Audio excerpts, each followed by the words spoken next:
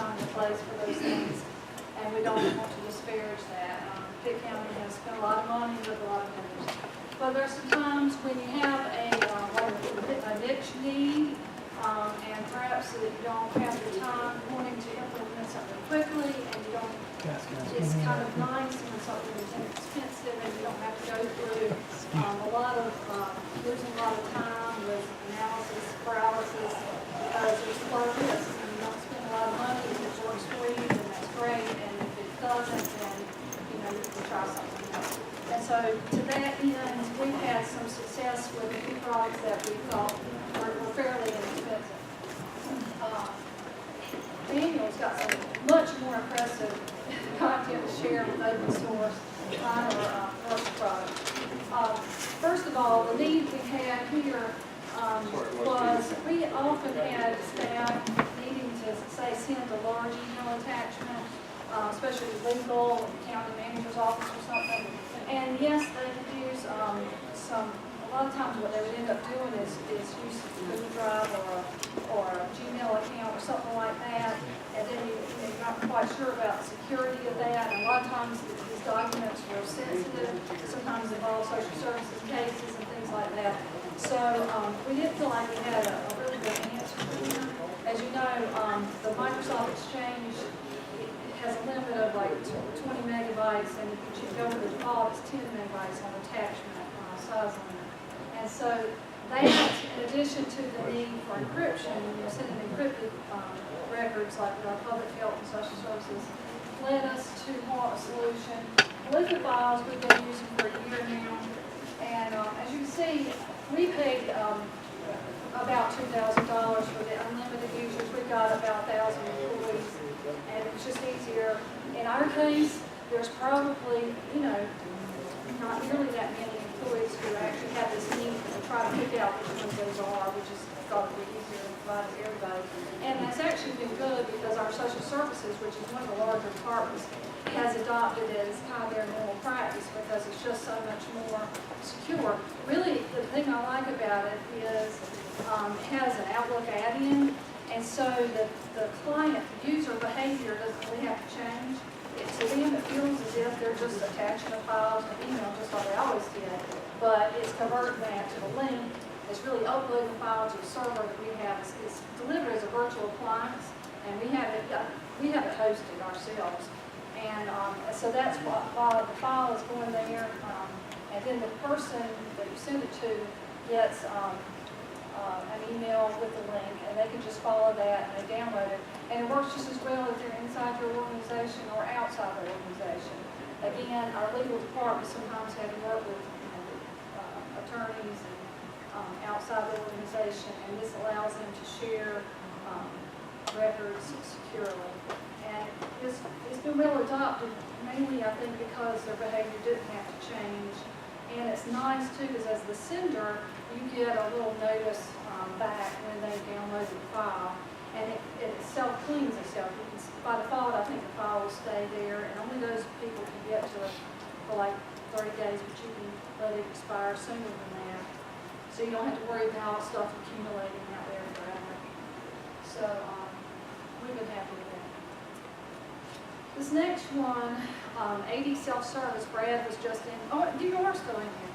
Brad, this was mainly his project, and I might just let him speak, but the biggest thing here is, you know, clients, they forget their password or it expires, and the biggest trouble is when it's after hours, because we support the detention center and 911, sheriff patrol, and his staff were the ones who got those calls after hours, and that's not fun at all. And so with this product, we're able to, clients can change their passwords themselves and unlock them. And since implementing, and would you say it's been almost a year? Yes, we're going on a year. About a year. We've had 725 of our about 1,000 or so employees have registered with it, and so that's about 75% adoption. And that's important because, you know, we did a lot of encouraging with that. When you say registering, they have to answer, they set up security questions for themselves, so that in the event they do forget the password or get locked out, they can go and follow the prompts and change it.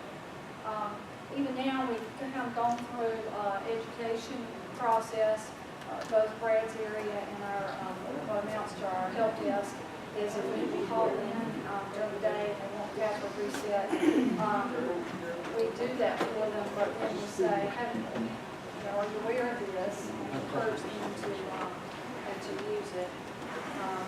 Brad, do you want to say anything more about your experience with it? As far as Shoestring and the budget goes, I mean, I'll promote that my staff did do most of the off-hour resets, so we saved that amount of money in 1 year time easily just in the calls to my support team. It takes 30 minutes basically for us to call in, get access to our computers, and do a reset manually ourselves. So we start adding that up.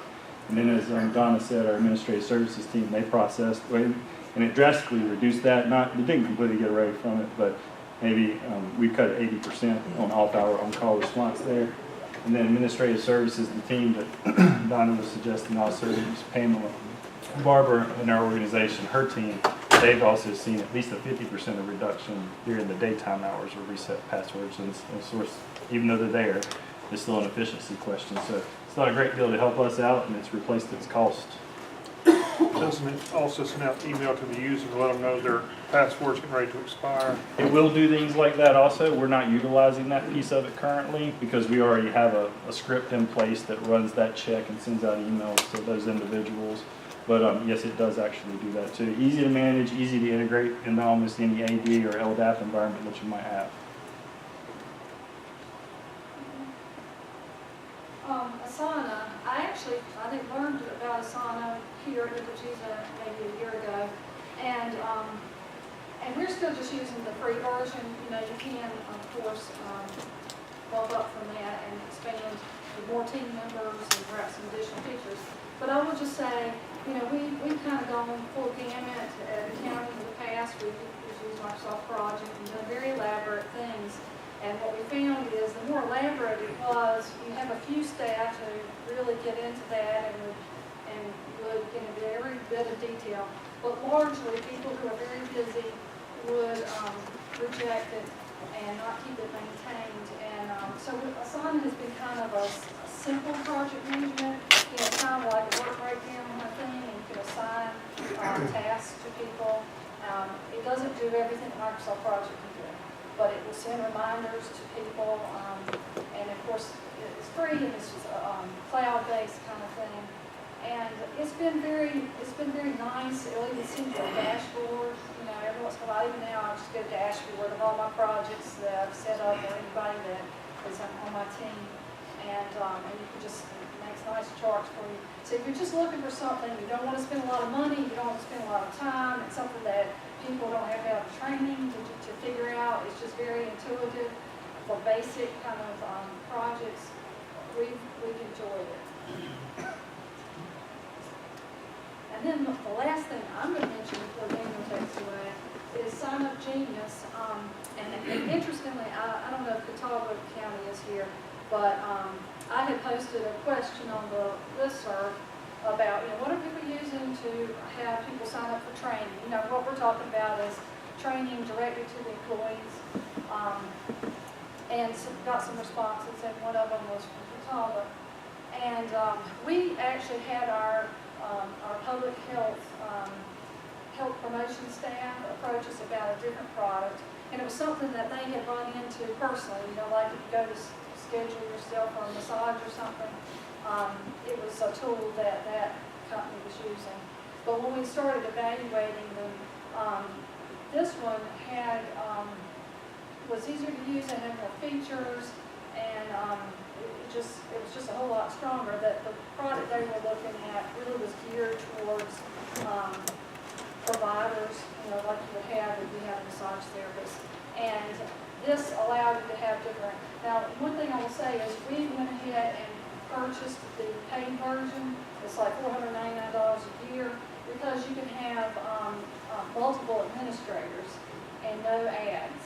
The free version, which I didn't know this until we purchased it, that our sheriff's department was using the free version for their training, and they just had one person using it and maintaining it, and they didn't worry about the ads.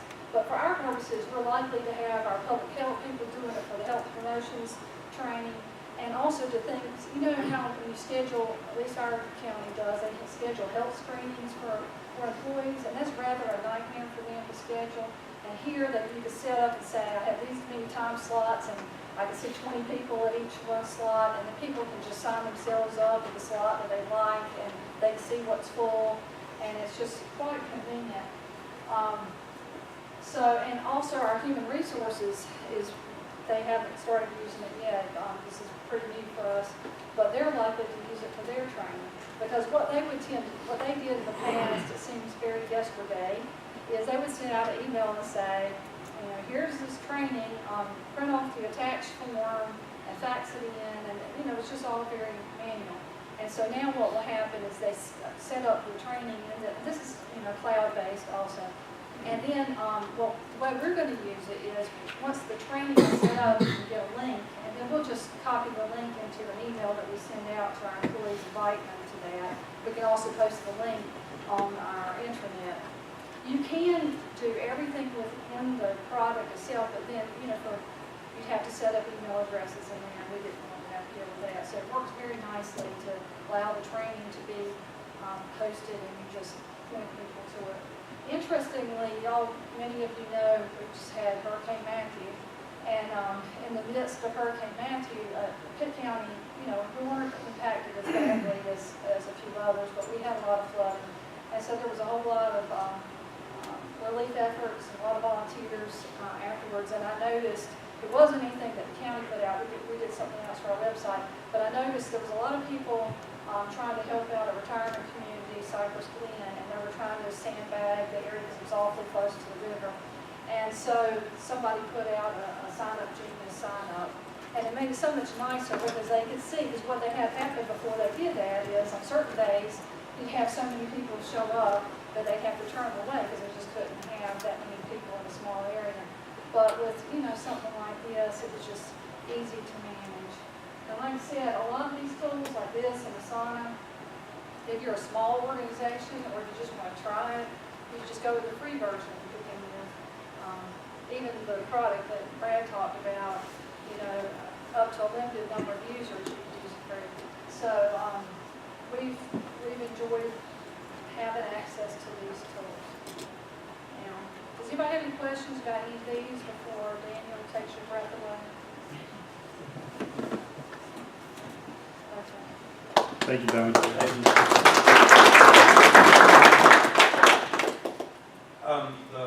I've got one commercial package that we use at the Randolph County. This was actually, I believe, Greg Castle put this out on this a couple of years ago. We've been using it for several years. It's a PDQ employee from Admin Arsenal. We kind of use it like a patch management tool almost, a very cheap patch management tool. With the enterprise version, they provide you the packages that you can download, and you can even have that automatically download and keep your PCs up to date if you're brave enough, and just let that push it out and schedule automatically. We do it more on a one-by-one basis. If we know there's an ActiveX or a Flash vulnerability out there, we'll push Flash out and use version of Flash or something like that.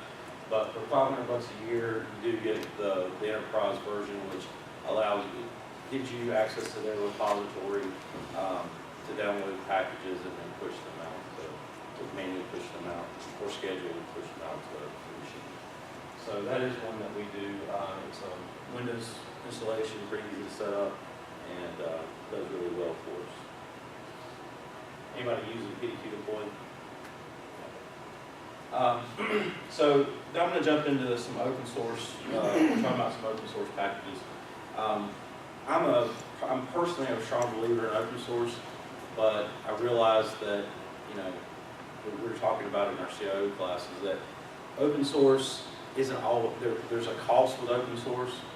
It usually comes back to the time invested by your personnel to implement open source packages, because you don't always have the opportunity with some projects, open source projects, to go to that vendor and say, hey, give me a turnkey solution, and I want to put it in place, train me on it, show me how to administer it, but you're going to take care of the software package like we do with a lot of software packages. So that's one of the downsides to open source, I would say. But there are a lot of projects out there, I try to highlight the ones that do. A lot of your bigger open source projects have become more commercialized. They are offering commercial support. So if you do get stuck, they offer a community version, for example.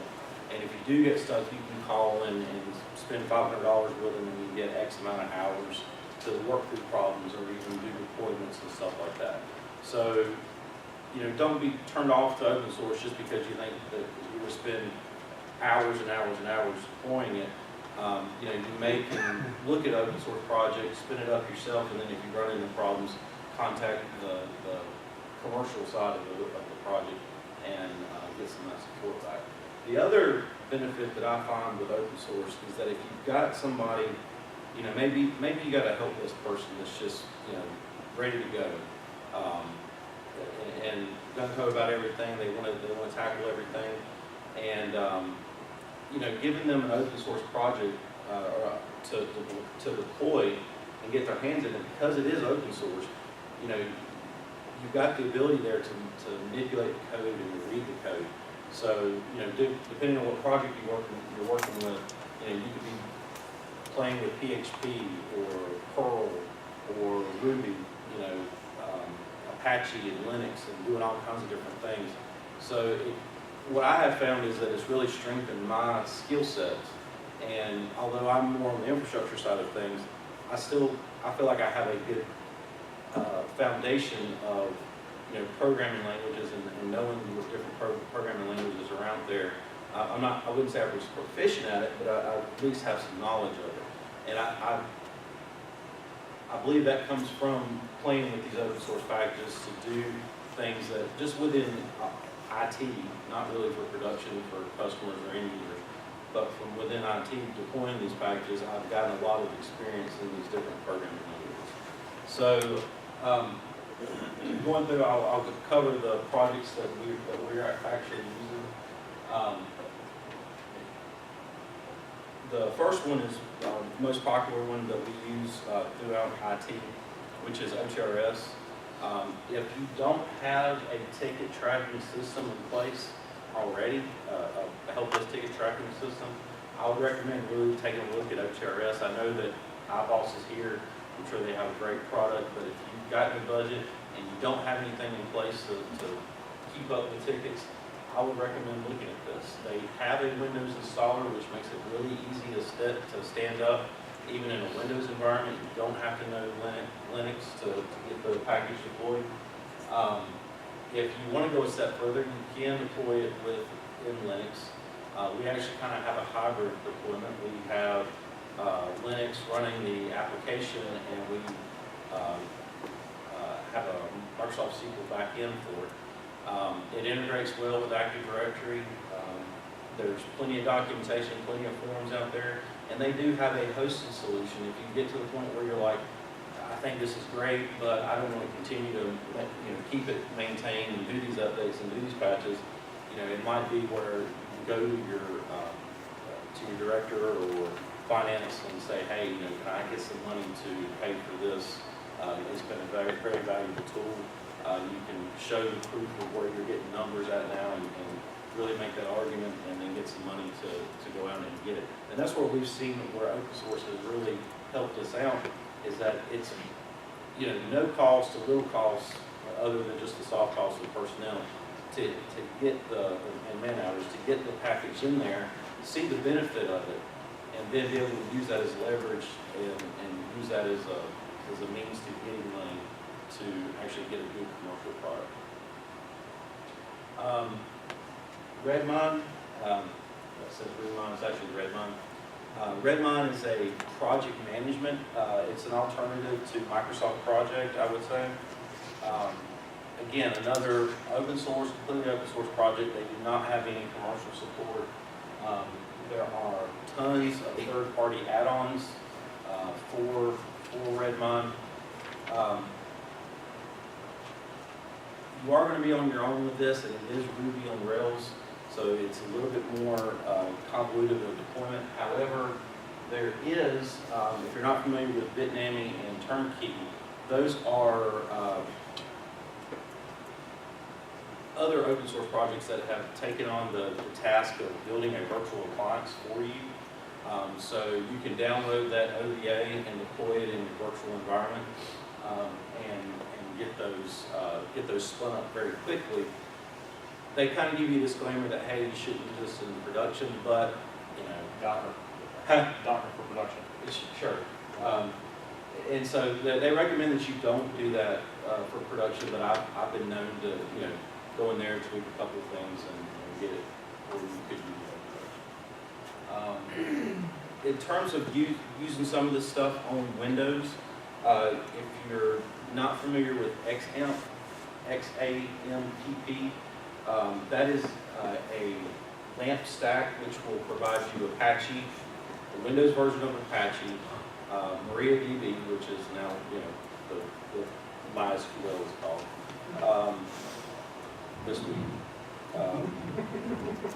PHP, Perl, even, and you can install that on Windows, and then with the manual install of these projects, you can stand up these Linux-based projects inside of Windows. So you don't have to know Linux to get that stuff, although it does help to deploy a lot of the stuff in Linux because of some of the way these things can be packaged and the packages you can find. You can deploy some of this stuff in Windows. The new versions of Windows Server 2012 will have, I'm going to plug Docker again, which is it's kind of like your Bitnami or Turnkey stack, only it's even lighter. It's not true virtualization. It's much compressed. Maybe a year or two down the road, you probably want to look at this, but Windows Server 2012 has it built in so that you can simply install Docker installations off the raw machine. It's just a part of the server package. So once you make that upgrade, some of this stuff is a lot easier for your ops guys to swallow if you don't like a Linux stack living in amongst all your other stuff.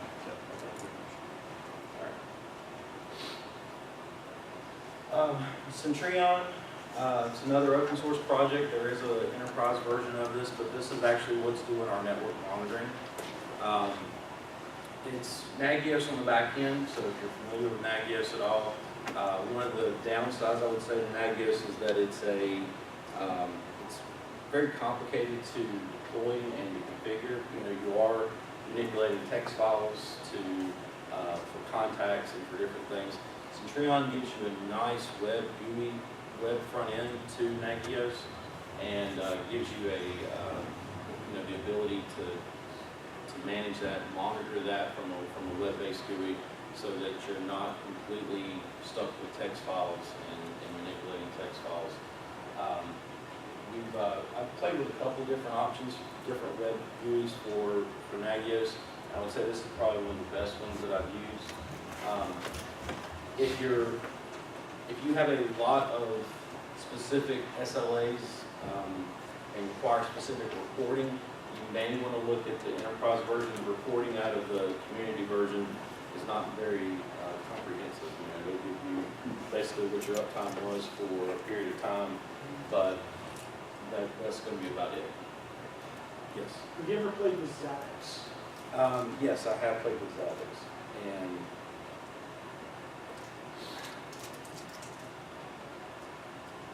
the problem that I had with Zabbix, I believe, is that I could not clean port from my old Nagios installation to Centurion. I believe that was my hang-up with Zabbix. Okay. But Zabbix is another.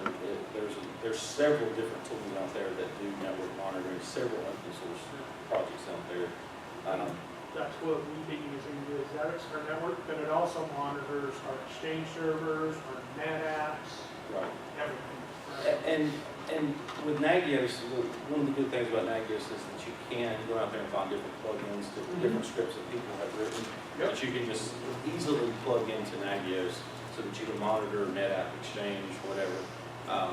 You know, there is some little more configuration. It's not as always as easy just installing an agent like it might be with what's up Gold or something else. We use, I actually use a paid service to monitor external services, which is Site 24/7. I don't have that listed here. One of those guys. Yeah, We're using one too. Site 24/7, they've got an app as well, so I actually get the push notifications to my phone to monitor some critical systems internally, and then monitor my website and routing and stuff like that. So Have you seen Uptime Robot for free monitor? I've not tried that. They do the same thing that 24/7 does, except they do it for free. I think Site 24/7 will do some for free. I think they'll do like a couple, like a website check or something Yeah. like that for free. And I think that's how they got us in the door.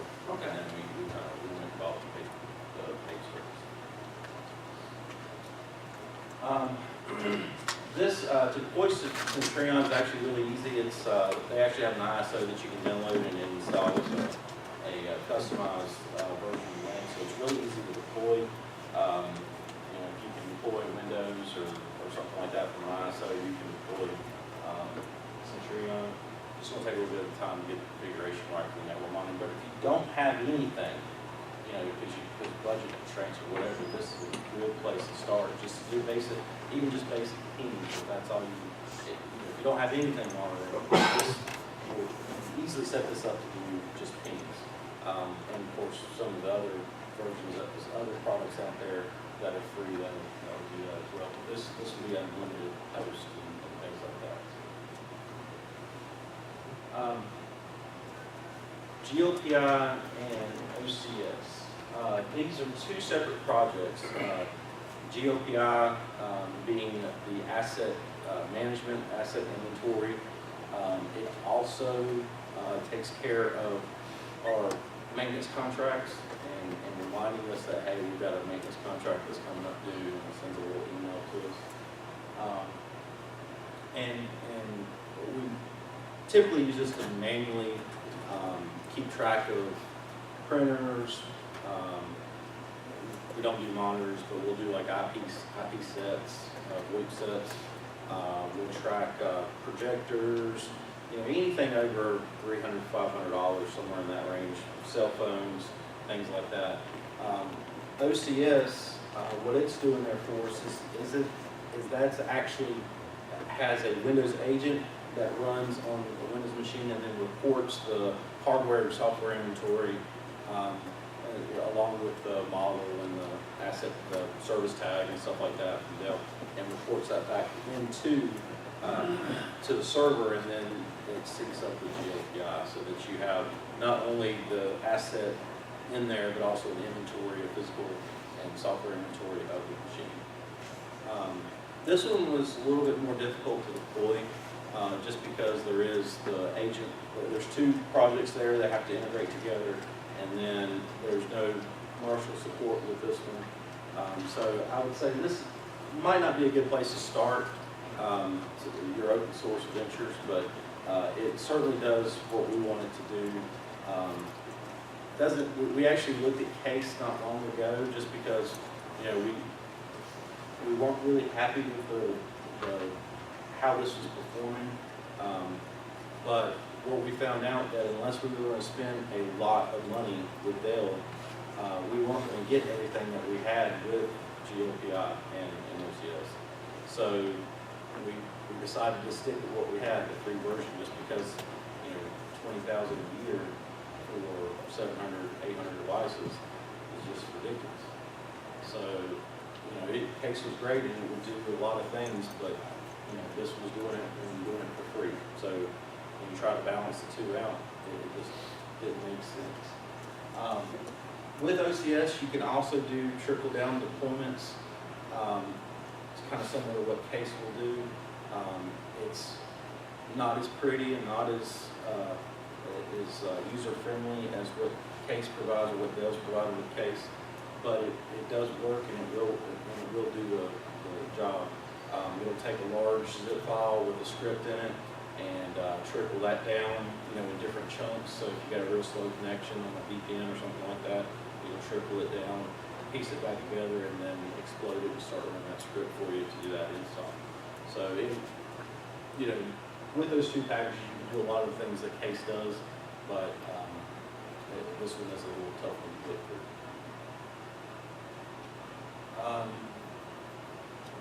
My new favorite project, Graylog.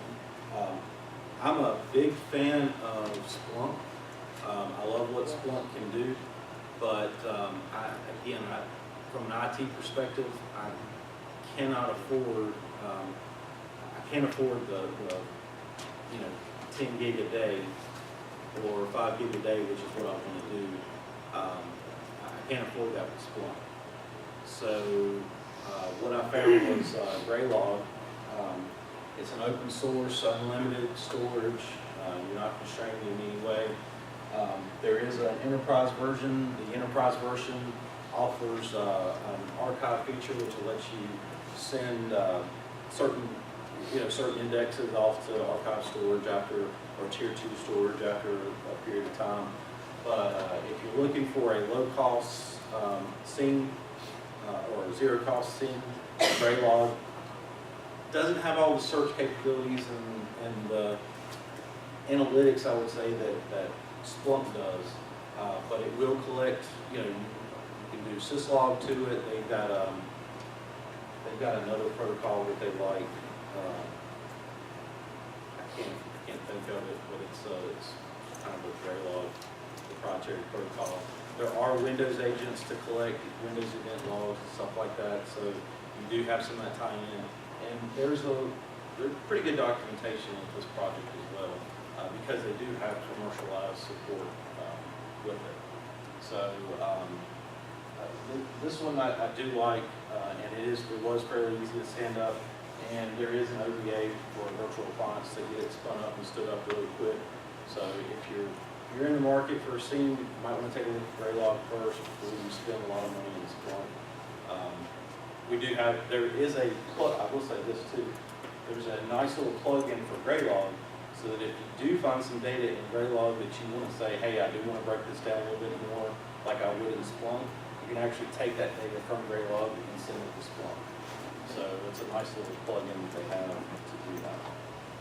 Does Graylog have the same kind of searching capabilities as Splunk? It will do basic search, but Okay. in terms of doing your,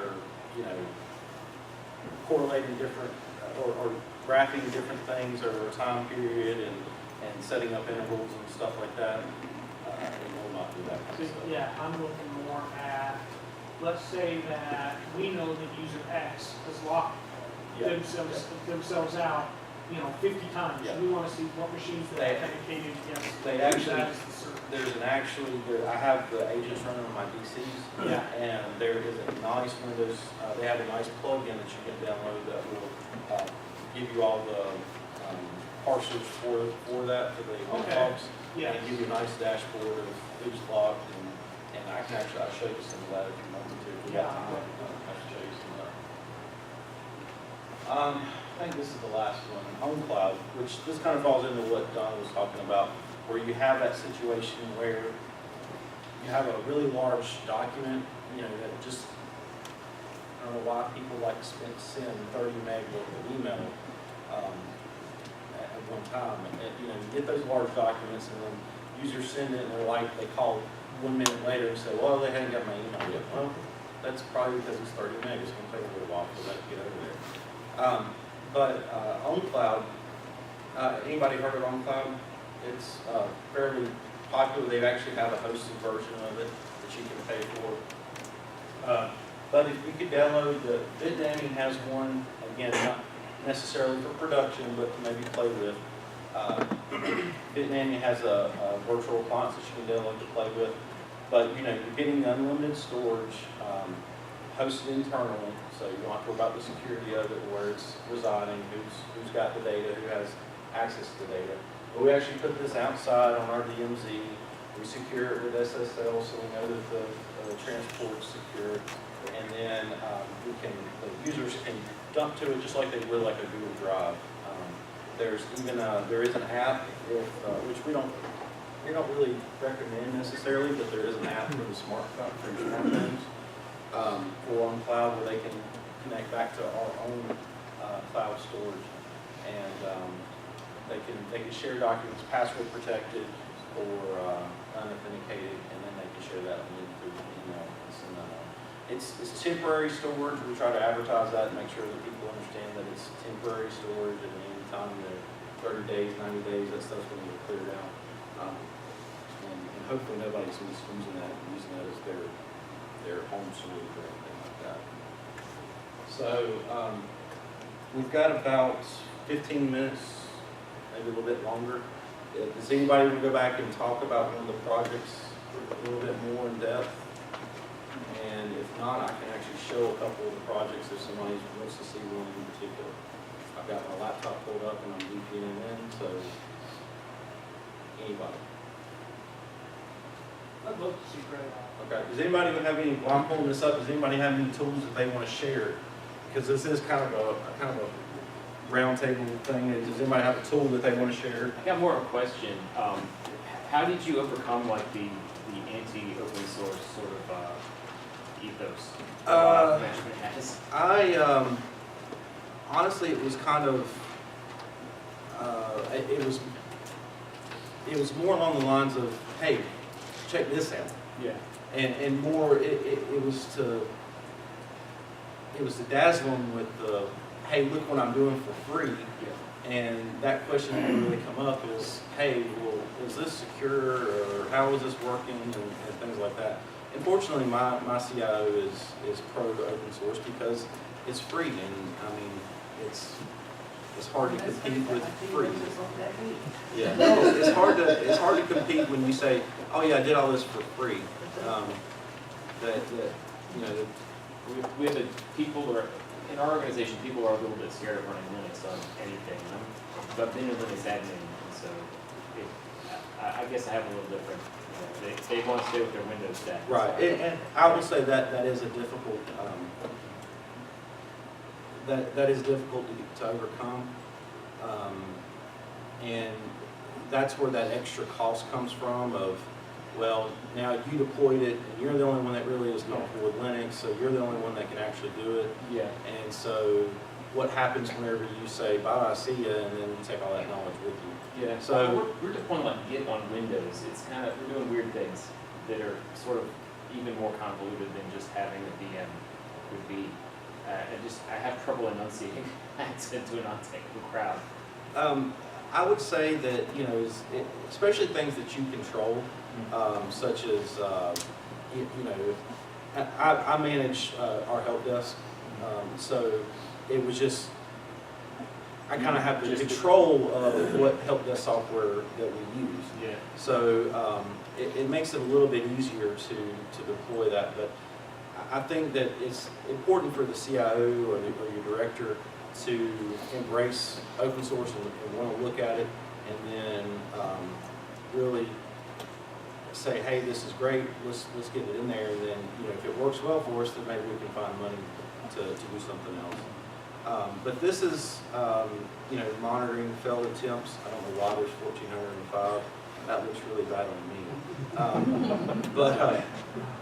But you can see that I'm doing this for free, and it's not costing us anything other than just resources to run it.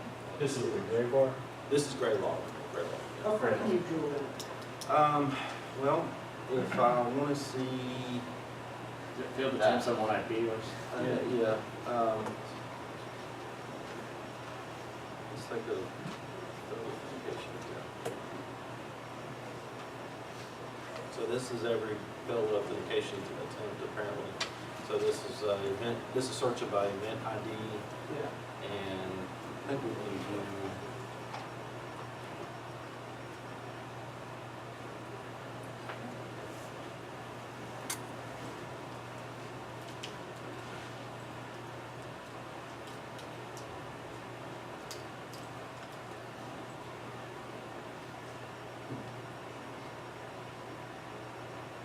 So it's breaking out these fields here, and then, oops, target. So I can add that to my search criteria there. And then I can search again, so that way if I want to see where that user's logging in. Yeah, what systems are that authenticated? Right. And then, I think it's target sources.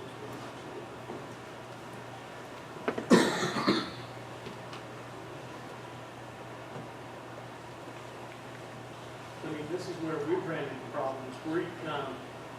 I I saw Managed Engine before, and they've got a great array of tools on their site that we use.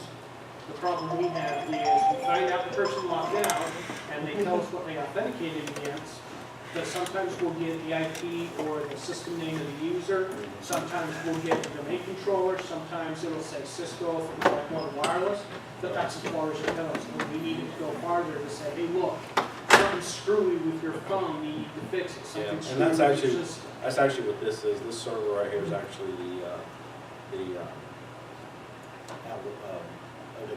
server. Okay. So that's actually why their phones probably have Yep. a password. So that's what's happening there. Okay. Here is, it's really big.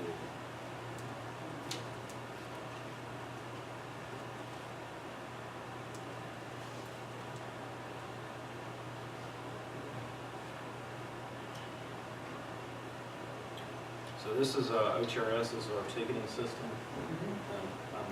Got my resolution set really high, but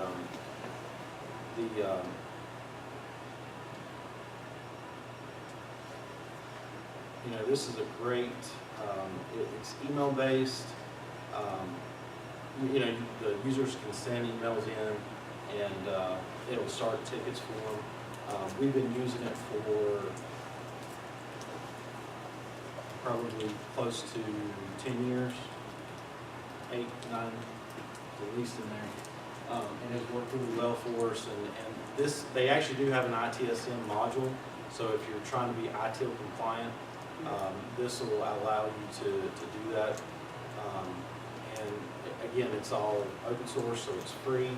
But if you know you do get stuck, they have a commercial project or commercial service that you can use to go a little bit further. Can you show some reports? I do my own reporting with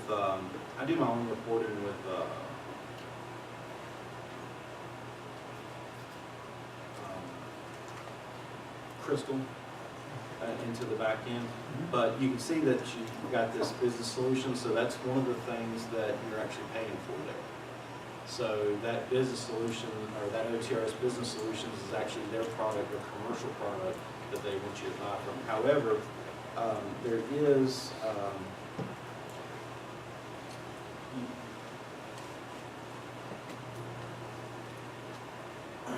we're actually using a free version of SpiceWorks. yeah, and then you can do Spiceworks to So here's just some canned reports that you can do, and they're pretty basic. Just depends on what kind of data you want to pull out of it.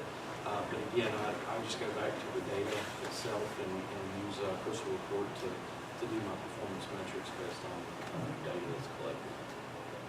So, this is Centurion.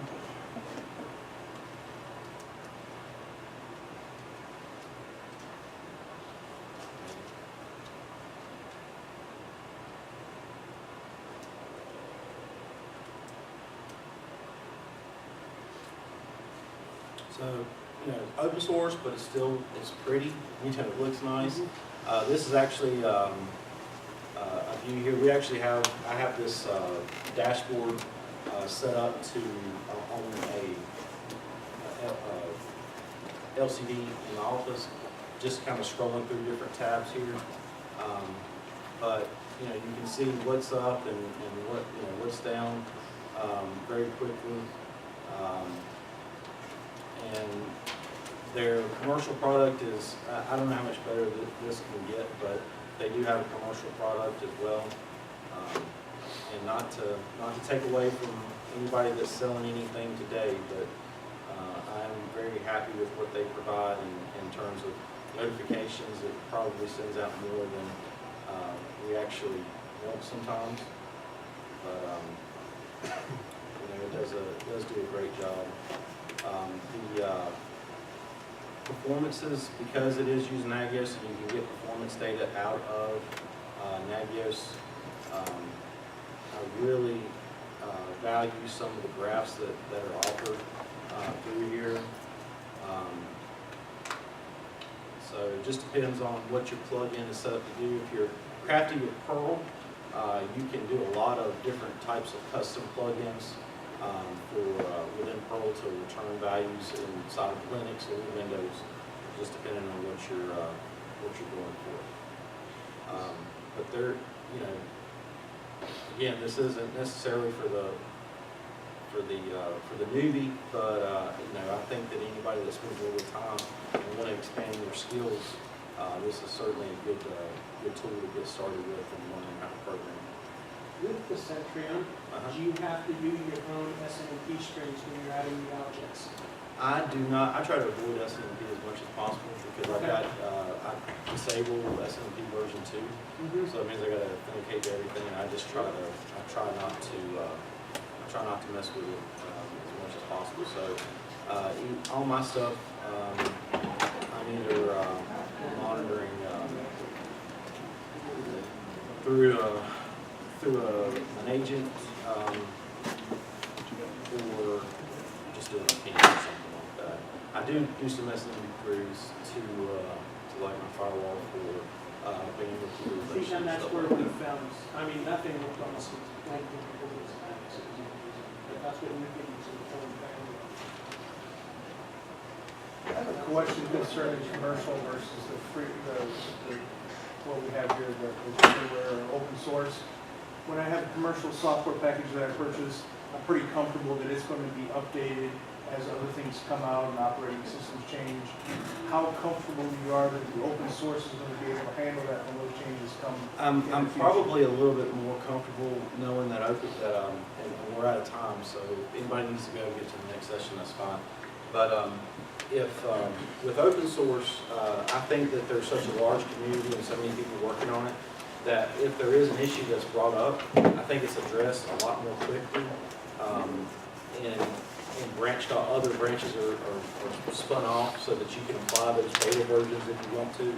I think that the issue that you're going to have is that if you get somebody in there that wants to stand it up and deploy it, they may stand it up and say, oh, well, look what I got out of Bitnami or turnkey, and then they never go back and touch it and patch it again.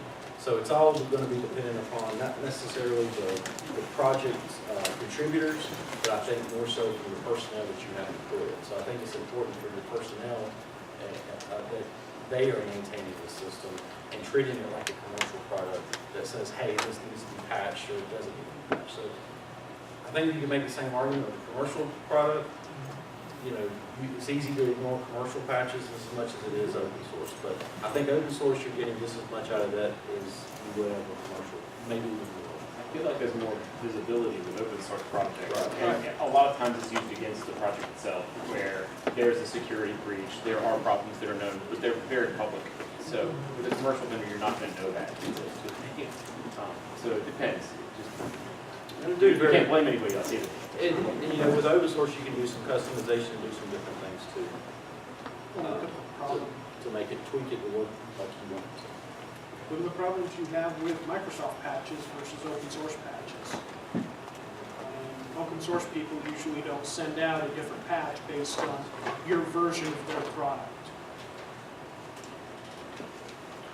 Well, thank you both for presenting today.